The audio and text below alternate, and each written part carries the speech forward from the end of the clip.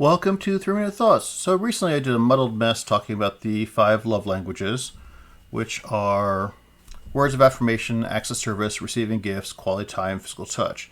And I was chatting with a friend and I had the idea of what happens if you have the opposite, your hate language. And I feel that it's something that's important to know because then when you start to express that way, you can then hopefully stop it or get yourself out of the situation or change the situation. Just as much as it's important to know what your love language is and what your partner's love language is so that you know that they are expressing themselves towards you, this would be a way to know that, hey, there's something wrong. Because in the heat of the moment, you don't always catch yourself.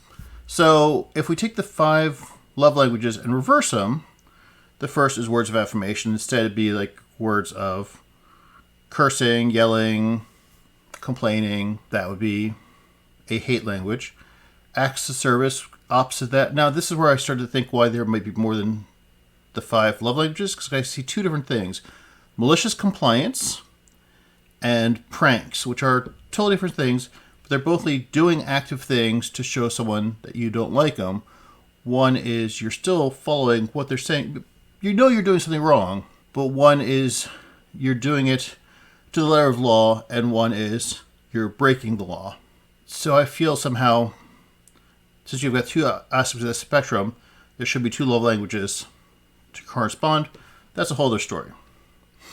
Receiving gifts, well, I'm not sure what the stealing would be, that kind of thing. If you're hiding things from someone else, as in like they're looking for their favorite socks and you've hidden their favorite socks in them, that also kind of falls into the playing pranks thing.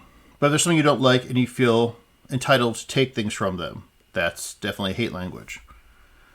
Quality time, ghosting, is a good opposite for that. And then physical touch is physical fighting. Now, I'm not a fighter. That's not my thing.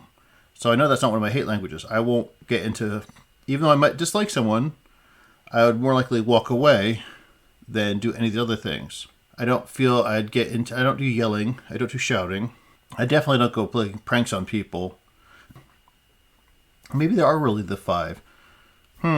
So, yelling, ghosting, stealing, malicious compliance, fighting. I feel like, for me, I'm more likely the ghosting type. So that's something to be aware of is if I'm pulling away from someone, then it's because I don't like them. And that's the question for me is, then do I want to still keep liking them or not? I feel there's something to this, but it's not quite there. What are your thoughts? Let me know. Thanks.